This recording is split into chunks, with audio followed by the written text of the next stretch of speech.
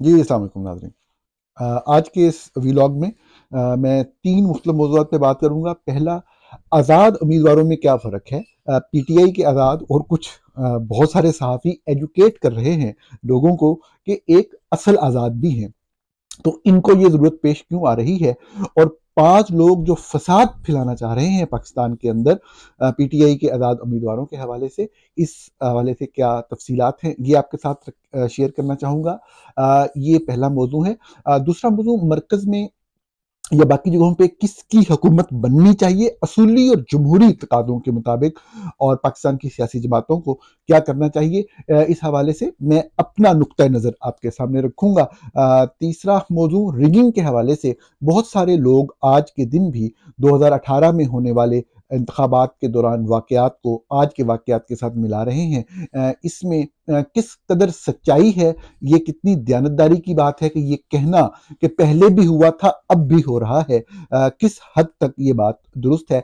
Facts की रोशनी में इस चीज़ को एनालाइज करने की कोशिश करेंगे। तो सबसे पहले आज के पहले मौजू की तरफ, कि बहुत सारे लोग, बहुत सारे सहाफ़ी भी ये चीज़ कर रहे हैं, जो पाकिस्तान मुस्लिम लीग नून से वाबस्ता, शरीफ फैमिली से वाबस्ता जो सहाफ़ी हैं, कि किसी भी तरीके से जो लोग आज़ाद उम्मीदवार के तौर पे लड़े, पाकिस्तान तहरीक-ए-इंसाफ ने जिनको सपोर्ट किया, इस वजह से कि सुप्रीम कोर्ट के चीफ जस्टिस काज़ी फ़ाइज़ ईसा ने पेशावर हाई कोर्ट के इस फैसले के बावजूद कि पाकिस्तान तहरीक-ए-इंसाफ को एक सियासी जमात के तौर पर बल्ले के निशान के साथ इंतखाबात में हिस्सा लेना चाहिए, वो ले सकते हैं। पाकिस्तान की सुप्रीम कोर्ट के जज जस्टिस काज़ी फ़ाइज़ ईसा, जिनकी साफ ज़ाहिर है कि एक ज़ाती जो मुखालफत जो है वो हम सब लोग जानते हैं, बतौर हकीकत जानते हैं, उन्होंने बिल्कुल ही एक बेबुनियाद बात के ऊपर और बिल्कुल फ़ॉल्स प्रीमिसेस के ऊपर तहरीक इंसाफ को बतौर सियासी जमात, ये बड़ी अहम बात है। बहुत लोग कहते हैं कि इंतखाबी निशान वापस ले लिया, नहीं, ऐसी बात नहीं। बतौर सियासी जमात एक इंतखाब में हिस्सा लेने से रोका, इंतखाबी निशान भी वापस लिया, और जिसके नतीजे में पाकिस्तान तहरीक इंसाफ जो है वो सियासी पार्टी के तौर पे इंतखाब नहीं लड़ सकी, और उसको बहुत से हलकों में बहुत ज़्यादा उम्मीदवारों को जो है वो नॉमिनेशन पेपर जमा करवाने पड़े, और उसके बाद चंद लोगों को हर हलके में से एक एक बंदे को सपोर्ट किया, उसका ऐलान किया। तो इस तरह से पाकिस्तान की तारीख में पहली मर्तबा, पहली बात तो यह है कि चाहे मैं हूं चाहे कोई और हो, इस हवाले से बड़ी सर्टेनिटी के साथ बाद लोग ऐसे बात करते हैं जैसे इस मौजू पे उनको मुकम्मल अबूर हासिल है, और वो पूरी तारीख पाकिस्तान, क्या आप जमहूरियत की पूरी तारीख जानते हैं, और जो बात वो कर रहे हैं वही हरफ आखिर है। पाकिस्तान की तारीख में ऐसा पहली मर्तबा हुआ कि सियासी जमात को बतौर सियासी जमात इंतखाब में हिस्सा ही नहीं लेने दिया गया, उनको एक इंतखाब की निशान के नीचे इलेक्शन ही नहीं लड़ने दिया गया। हालांकि माजी में कभी पीपल्स पार्टी से जो है तलवार का निशान लिया गया, तो उन्होंने तीर का निशान ले लिया और उससे वो पूरा इलेक्शन लड़े। लेकिन ये एक बड़ा अजीबोगरीब वाक़या था। लेकिन जो लोग लड़े, बहरहाल वो तहरीक इंसाफ की सपोर्ट से लड़े। अब ये पाकिस्तान में जो माजी के हालात रहे हैं और अब के हालात हैं, जिस तरह पिछली असम्बली के दौरान भी बहुत से लोग जो है वो पीटीआई छोड़ के, नून लीग छोड़ के पीटीआई में लाए गए, फिर पीटीआई छोड़ के नून लीग में चले गए। आपको पता है, चंद हाँकने वाले लोग हैं, वो जिस तरफ हाँकते हैं लोग उस तरफ चले जाते हैं। जो लोग जिस तरफ आ रहे हों, वो मीठा मीठा, हप हप, कड़वा कड़वा, थू थू के मुताबिक, अगर वो पीटीआई में आ रहे हैं तो पीटीआई वाले खुश होते हैं, अगर नून लीग वाले आ रहे हैं तो वो कहते हैं जी कि बहुत ही असूली चीज़ हो रही है। तो ये चीज़ चलती रही। लेकिन मैं सिर्फ आपके सामने पहला जो मेरा मौजू है वो ये रखना चाहता हूँ कि ये बड़ी खतरनाक सूरत हाल है। हम लोग बददियानती कर रहे हैं। इस वक्त चार जप हैं लोग। इस वक्त लोगों ने पाकिस्तान तहरीक इंसाफ के प्लेटफॉर्म से ऐसे हालात में हिस्सा लिया, जब पूरे मुल्क में कोई तहरीक इंसाफ का नाम ले तो पुलिस पकड़ के तशद्दुद करती है। हम रोजाना की बुनियाद पे वो तस्वीरें और वीडियोस देख रहे हैं जिसमें पुलिस उन लोगों को, छोटे छोटे बच्चों के सामने लोगों पे तशद्दुद कर रही है, गिरफ्तार कर रही है, जो पीटीआई का झंडा लेके फिर रहे होते हैं। ऐसे वक्त में जब कोई बंदा नॉमिनेशन पेपर लेने जाता था, उसको गिरफ्तार कर लिया जाता था, जब जमा करवाने जाता था उसको गिरफ्तार कर लिया जाता था, तशद्दुद किया जाता था, लोगों को डराया धमकाया जाता था। हमने वो सारा मंजर देखा। इस मंजर के अंदर, इस पूरे प्रोसेस से गुजर के लोग जो हैं वो इलेक्शन लड़े, और फिर इलेक्शन जीते, और इलेक्शन जीतने में आपने देखा कि किस तरीके से रावलपिंडी में, इस्लामाबाद में, कराची में लोग फॉर्म 45 लेके फिर रहे हैं।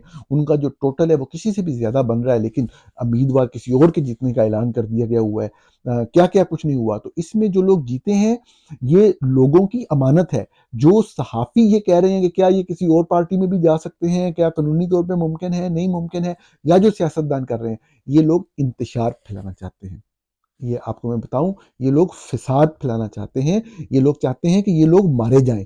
साफ ज़ाहिर है कि जब इस तरह के माहौल के अंदर, इतने चार्ज माहौल के अंदर, अगर एक पॉलिटिकल पार्टी का पूरा मैंडेट एक बंदे को दिया गया है और वो उस मैंडेट को लेकर किसी और पार्टी पर जाएगा, कोई भी शख्स उठ के उसके ऊपर अटैक कर देगा। तो ये जो सहाफ़ी जो ये कर रहे हैं, ये इंतशार फैला रहे हैं, फसाद फैला रहे हैं। किसी भी मुआशरे में फसाद की इजाज़त नहीं दी जा सकती। ऐसा नहीं हो सकता, ऐसा नहीं किया जाना चाहिए। हमें इस चीज़ को इनकरेज नहीं करना चाहिए।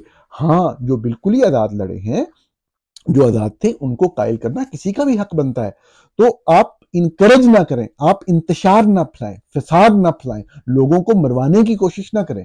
जो सियासी जमातें ये चीज़ें कर रही हैं, उनको भी इस हवाले से सिर्फ एक पॉलिटिकल एक गेन माइलेज हासिल करने के लिए किसी शख्स की जान को खतरे में डालना, ये बहुत गलत बात है। मैं ये समझता हूं कि ऐसे रवैयों की हमें हौसला शिकनी करनी चाहिए और तमाम सियासी जमातों को करनी चाहिए। तो ये जो आज़ाद, जो पीटीआई के आज़ाद हैं, ये यकीनी तौर पे इस सारे माहौल से गुजर के आए हैं।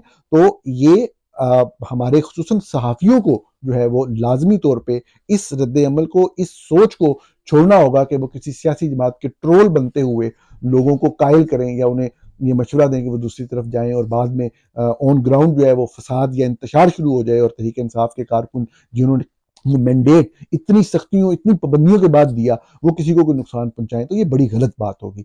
इस तरफ मुआशरे को, माहौल को नहीं धकेलना चाहिए हमें। अगले मौजू की तरफ चलते हैं। एक जमहूरी असूल मैं आपके सामने शेयर करना चाहता हूं कि इस वक्त जो कौमी असम्बली में सूरत हाल है, जिस तरह भी इलेक्शन हुए आपके सामने है, क्योंकि मौजूद गुफ्तगू इलेक्शन में होने वाली रिगिंग और मैनिपुलेशन नहीं है, तो मैं उस तरफ नहीं जाऊंगा।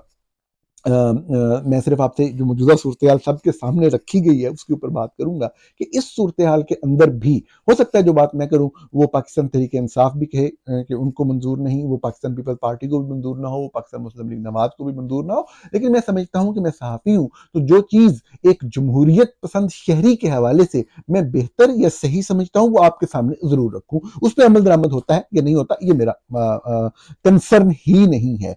वो ये चीज़ है कि पाकिस्तान तहरीक इंसाफ को मैंडेट मिला है लोगों का, सबसे ज्यादा नशिस्तें पाकिस्तान तहरीक इंसाफ के पास हैं, तो पाकिस्तान तहरीक इंसाफ का हक बनता है हुकूमत बनाने पे।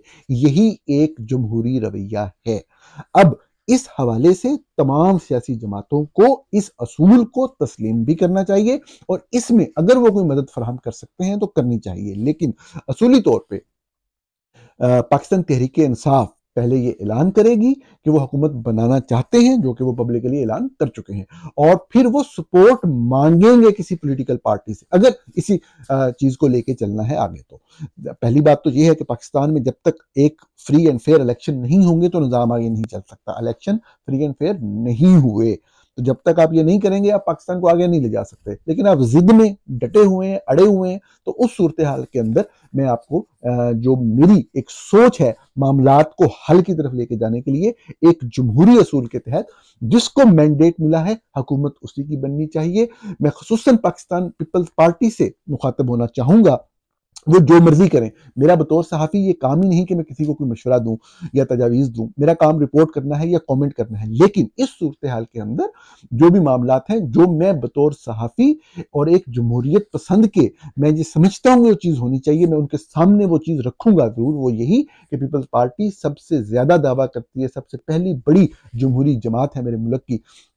अच्छे बुरे वक्त पार्टियों के ऊपर आते रहते हैं, परफॉर्म करेंगे, मुसलसल करते रहेंगे, वो मजीद मकबूल भी होंगे यकीनी तौर पे। लेकिन जिन असूलों का, जिन जमहूरी असूलों का वो दावा करते हैं, उनको सबसे बड़ी पार्टी का मैंडेट अगर वो दावत दें तो, अगर पाकिस्तान तहरीक इंसाफ उनको कहे तो, उस सूरत में ऑब्वियसली तो जो पार्टी का मैंडेट है उनको सपोर्ट फराहम करनी चाहिए। हाँ, दोनों पार्टियों का ये कहना है कि हम इत्तेहाद नहीं करना चाहते। पाकिस्तान तहरीक इंसाफ इत्तेहाद नहीं करना चाहती अगर पीपल्स पार्टी से, और पीपल्स पार्टी भी इत्तेहाद नहीं करना चाहती, तो मुल्क को तो आगे लेके चलना है, निज़ाम ने तो आगे चलना है। तो आप जिनका मैंडेट है उनको हुकूमत बनाने में मदद फराहम कर दें। जिस तरह के नीदरलैंड के अंदर बहुत से और ममालिक के अंदर भी माइनॉरिटी गवर्नमेंट का एक बड़ा वाज़ेह कंसेप्ट मौजूद है, लेकिन उसमें ब्लैकमेलिंग नहीं होनी चाहिए। एक पब्लिक की सतह पे एक बड़ा क्लियर एक मुआहिदा हो जिसके तहत ये जुबान हो कि कभी भी ब्लैकमेल नहीं किया जाएगा, गवर्नमेंट को गिराने की कोशिश नहीं की जाएगी, ताकि कोई हुकूमत आए जो 5 साल परफॉर्म करे, डिलीवर करे। ये एक सोच है एक जमहूरियत पसंद इंसान की, जो मैं समझता हूं कि जमहूरी असूल क्या कहते हैं वो मैंने आपके सामने रखा है, और इससे पीपल्स पार्टी का कद बड़ा होगा। मैं ये बात खुसूसन क्यों कह रहा हूं और मैंने पाकिस्तान मुस्लिम लीग नवाज का क्यों नहीं कहा, मैं वो आपके सामने उसकी रीजन रख देता हूं। पाकिस्तान मुस्लिम लीग नवाज को हमने पिछले 1.5 साल में देखा है। मैं आपको अर्ज करूं, मैं बतौर सहाफ़ी मैंने तकरीबन 20 साल काम किया इस्लामाबाद के अंदर। मैं अपने बारे में कुछ नहीं कहूँगा, मुझे जानने वाले जानते हैं। मैंने बहरहाल इस हद तक कहूँगा कि असूलों के साथ वाबस्ता रहने, ईमानदारी से काम करने को भरपूर कोशिश की, अच्छा काम किया, बुरा काम किया, लोगों के सामने। पूरे कैरियर में मेरे खिलाफ कभी कोई केस कायम नहीं हुआ, पूरे कैरियर में मेरे खिलाफ कभी कोई इल्ज़ाम नहीं लगाया गया। काम करने में कोताही, अच्छा काम बुरा काम होता रहा, लेकिन ये पाकिस्तान मुस्लिम लीग नून की हुकूमत जो आई, इसने फॉर द फर्स्ट टाइम, इस वक्त मैं पाकिस्तान में 3 मुख्तलिफ केसेस को फेस कर रहा हूँ। इस हुकूमत ने पहली मरतबा, मैं आपको बताऊं, 2020 की बात है, जनरल आसिम सलीम बाजवा बहुत ताकतवर पाकिस्तान आर्मी के जर्नल थे। सी पैक जैसे बड़े अहम, आप सब लोग जानते हैं सी पैक कितना बड़ा प्रोजेक्ट, कितना अहम प्रोजेक्ट था, उसके सरबराह थे। प्राइम मिनिस्टर इमरान खान की कबीना के अंदर शामिल थे, अहम लोगों में शामिल थे। हमने स्टोरी की आसिम सलीम बाजवा के खिलाफ मुकम्मल सबूतों के साथ, तो मुकम्मल एविडेंस के साथ हमारे खिलाफ बातें की गई, बिल्कुल की गई, तरीके इंसाफ की तरफ से की गई, उनके सोशल मीडिया के लोगों की तरफ की गई, हुकूमत की तरफ से की गई। इमरान खान ने खुद सामने आकर स्टोरी को रिजेक्ट कर दिया, रिजाइन एक्सेप्ट करने से सब कुछ हुआ, लेकिन हमारी वेबसाइट को ब्लॉक नहीं किया गया, फैक्ट फोकस को ब्लॉक नहीं किया गया पाकिस्तान के अंदर। हमने जनरल कमर जवेद बाजवा के खिलाफ स्टोरी की, उनकी एसेट्स वाली स्टोरी नहीं, इससे पहले की स्टोरी की बात कर रहा हूँ, बहुत ज़्यादा मकबूल नहीं हुई। उनके इंटरनेशनल, उनसे एफिलिएटेड लोगों की इंटरनेशनल इन्वेस्टमेंट्स के बारे में, आर्मी चीफ थे वो पाकिस्तान के, उसमें शौकत तरीन साहब का नाम आ रहा था स्टोरी के अंदर, वो भी उनके मिनिस्टर थे। किसी किस्म का कोई एक्शन नहीं हुआ। हमने देखें, जब कमर जवेद बाजवा के बारे में, उनके असासों के बारे में स्टोरी की, नून लीग की गवर्नमेंट आ गई थी, उन्होंने फौरन वेबसाइट बंद कर दी, उन्होंने फौरन केसेस रजिस्टर कर दिए। आज के दिन 3 केसेस, आज जब हम बात कर रहे हैं तो उन्हीं केसेस की कंटिन्यूएशन में जो पीटीए है उसने वेबसाइट तक ब्लॉक कर दी हुई है। ये खैर मैं आपको अपना नहीं बता रहा कि मेरे साथ सिर्फ ये हुआ, आपके सामने है क्या होता रहा, किस तरीके से अरशद शरीफ जो है उनको, उनके खिलाफ किस तरह पाकिस्तान के अंदर जो है केसेस रजिस्टर किए गए। एक शहर, दूसरा शहर, तीसरा शहर, चौथा शहर, मुसलसल केसेस पे केसेस, इधर भाग रहा है, उधर भाग रहा है, ये केस कर दो, ये गद्दारी कर दी, ये मुल्क के खिलाफ ये कर दिया। क्या हुआ, क्या किस तरह हुआ, किस तरीके से ये इमरान रियाज खान जो जर्नलिस्ट हैं, मेरा कभी भी उनसे ना मुलाकात है, ना उनका जो उनके जो पॉलिटिकल, लेकिन वो बड़े जबरदस्त जर्नलिस्ट रहे हुए हैं, रिपोर्टर रहे हुए हैं पहले। उनके वीलॉग से लोगों को तकलीफ है, और उनको पकड़ के क्या उनका हशर कर दिया गया। ये किसकी हुकूमत में हुआ? इसलिए जिसने भी किया, क्या हुकूमत ने ऑन किया या नहीं किया? हुकूमत ऑन करती थी, जो उस वक्त के मिनिस्टर से ऑन करते थे, वो उस सारे उसको डिफेंड करते थे, उस एक्ट को, उनको मतलब है कि कैद में रखने के और उनके ऊपर तशद्दुद करने के एक्ट को। ये जो मीडिया के खिलाफ जिस तरीके से, प्रेस फ्रीडम के खिलाफ, बेसिक ह्यूमन राइट्स के खिलाफ किस तरीके से लेजिस्लेशन हुई नून लीग की गवर्नमेंट के अंदर के, जी पाकिस्तान सीक्रेट एक्ट में अमेंडमेंट कर दी कि खुफिया एजेंसी किसी भी शहरी को किसी भी जगह पे उठा सकती है, जब मर्जी उठाए, जिधर मर्जी उठा के ले जाए, जिस मर्जी के घर में घुस जाए, जिस मर्जी के जितने मर्जी एसेट्स कन्फिस्केट कर ले, जिस मर्जी की जितनी मर्जी घर से जो मर्जी उठा के ले जाए। ये कानून साजी हुई है पाकिस्तान के अंदर। ये तमाम वो चीजें हैं जो बेसिक ह्यूमन राइट्स के खिलाफ हैं, जो बेसिक प्रेस फ्रीडम के खिलाफ हैं। मेरे जैसे बंदे की फैमिली, गरीब आदमी, मिडिल क्लास से तल्लुक रखने वाले लोग जलील करके रख दिया। राना सनाउल्लाह जैसा शख्स जो है टीवी चैनल पे बैठ के कहता रहा कि ये वो फलां स्टोरी जो है वो भी गलत है, वो भी गलत है। किसी एक चीज को साबित करें ना, कौन सी चीज गलत है। हमने तो जो भी चीज दी डॉक्यूमेंट्री एविडेंस के साथ दी। हमारे खिलाफ स्टेट की फोर्स क्यों इस्तेमाल की जा रही है? मेरे घर क्यों एफआईए वाले आ रहे हैं? मुझे आप क्यों मतलब है कि उस तरह वो कर रहे हैं। ये सारे का सारा ये पाकिस्तान मुस्लिम लीग नवाज, ये इनकी पूरी 90s से ऑनवर्ड ये हिस्ट्री है इस तरह से मीडिया को बदल करने की। ये आज के दिन क्या हो रहा है, किस तरीके से मीडिया हाउसेस के ऊपर, जर्नलिस्ट के ऊपर अटैक किए जा रहे हैं। हरवाया आपको, मतलब आपसे वादा फौज ने किया, आईएसआई ने किया कि आपको वो करके देंगे। अवामी प्रेशर की वजह से वोट ज्यादा दूसरी साइड पे पड़ गया, तो वो नहीं कह रहे हैं मीडिया रिपोर्ट सही नहीं कर रहा है, मीडिया गलत कर रहा है। किस तरीके से हामिद मीर साहब के खिलाफ कैंपेन चलाई जा रही है। नून लीग और नून लीग के ट्रोल क्या कैंपेन चला रहे हैं उनके खिलाफ।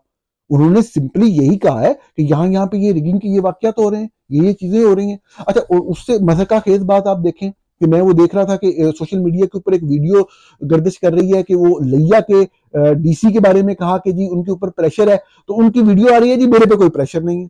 अरे भाई, ये वही काजी फायज ईसा साहब वाली मेंटेलिटी या उसी लेवल की बात हो गई कि जो मिसिंग पर्सन है वो खुद आए अदालत के अंदर।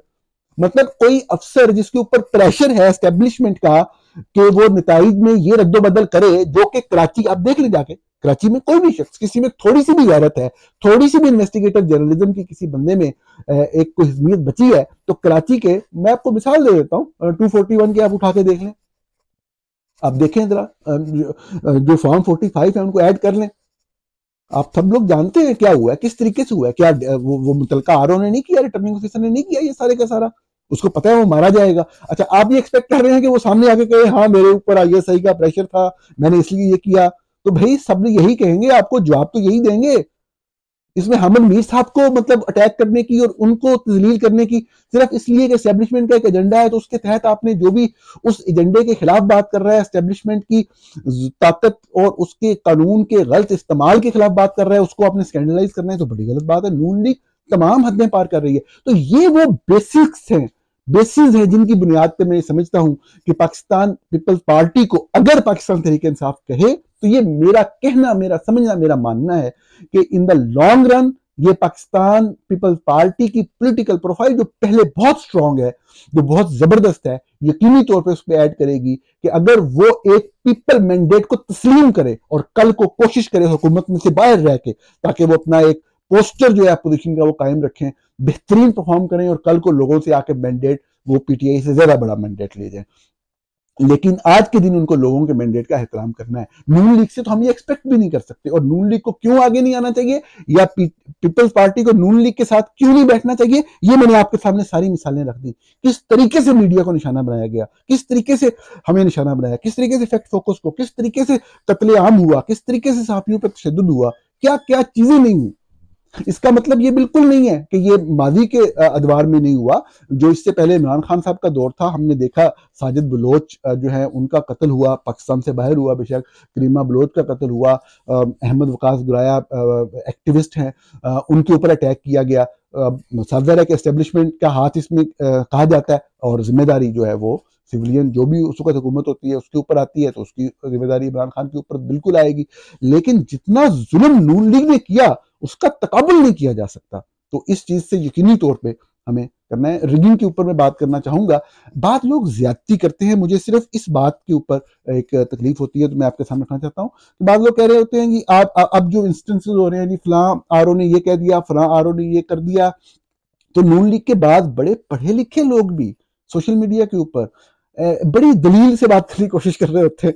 वो उनकी बात करने का मकसद ये होता है कि ये वाली बात जो पीटीआई वाले या दूसरे लोग कर रहे हैं ना वो गलत है। अरे भाई, इस पूरे इल्जामात की गेम का एक पूरा कॉन्टेक्स्ट है। ये बात यहां से शुरू हुई थी कि जो पीटीआई का बंदा नॉमिनेशन पेपर लेने जाता था उसको वहां पकड़ के मारा जाता था, उसको गिरफ्तार किया जाता था। पीटीआई का झंडा जो लड़ता था उसको मारा जाता था। नॉमिनेशन पेपर जमा करवाने जाता था उसको मारा जाता था। स्क्रूटनी के दौरान जो प्रपोजर और स्कैंडर होते थे उनको गिरफ्तार किया जाता था, मारा जाता था।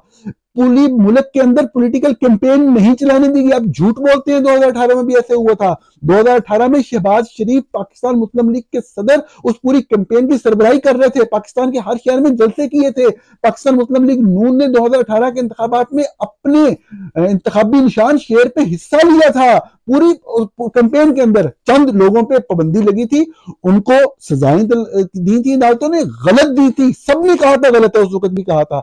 आपके चंद लोग जो कि आपके साथ 2013 में शामिल करवाए गए थे, 2018 में आपसे छुड़वा के वो पीटीआई को दे दिए गए थे, जो बाद में छोड़ गए आपको।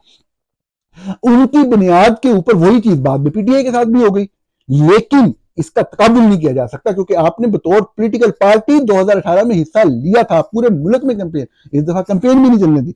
हर दिन, आज के दिन क्या हो रहा है, जिनके पास फॉर्म 45 है उनके घरों में पुलिस पहुंची हुई है, कोई बंदा एहतियात करने जा रहा है उम्मीदवार समेत अंदर है जेल के अंदर। शिदात फरूक साहब के साथ क्या हो रहा है, बाकी जगहों पे क्या चीजें चल रही हैं, कराची के अंदर आप कर लेना, आज बैठ के ऑडिट करवा लें आप हल्कों का। टोटल 21 या 22 सीटें नून लीग की टोटल बनेंगी। अगर आप लोगों के प्रिजाइडिंग ऑफिसर्स ने, मैं रिटर्निंग ऑफिसर्स की बात नहीं कर रहा, प्रिजाइडिंग ऑफिसर्स ने जो पोलिंग स्टेशन से मुख्तलिफ सियासी जमातों को जो फॉर्म 45 दिए हैं, उनकी बुनियादों के ऊपर आप इकट्ठा करें रिजल्ट को, तो आपको लग पता जाएगा। बाद में आपने जो भी स्टफिंग की है, जो भी रिकाउंटिंग के अंदर आप जो भी आप चीज करेंगे, बच्चे नहीं है, सबको समझ आती है उस चीज की, लेकिन ये रिगिंग का पूरा एक कॉन्टेक्स्ट, एक बैकग्राउंड है। इस चीज को देखने की और समझने की जरूरत है। ये गलत तासुर देने से, झूठ बोलने से कोई भी चीज कभी भी एस्टेब्लिश नहीं होती। आखिरी बात मैं ये करके अपनी बात खत्म करूंगा कि मीडिया के खिलाफ, खुसूसन जिस तरह हामिद मीर साहब के खिलाफ एक पूरी कैंपेन चला रहे हैं, नून लीग वाले शायद समझते हैं कि इनको खत्म ही कर दिया जाए, इस हद तक नहीं जाना चाहिए। कोई अगर सियासतदान, कोई जो आपके खिलाफ बात करता है या कोई सहाफी आपके खिलाफ कोई कमेंट करता है, इसका मतलब जाती दुश्मनी या जानी दुश्मनी नहीं होता। इस हद तक नहीं जाते जिस हद तक जो है एस्टेब्लिशमेंट के चंद टाउट और चंद जो सियासी जमात के ट्रोल हैं वो चले गए हैं। नाजरीन, प्रोग्राम देखने का बहुत शुक्रिया। आपके साथ कल के दिन या आज के दिन ही शायद शाम 7 बजे दोबारा मुलाकात होगी। बहुत शुक्रिया।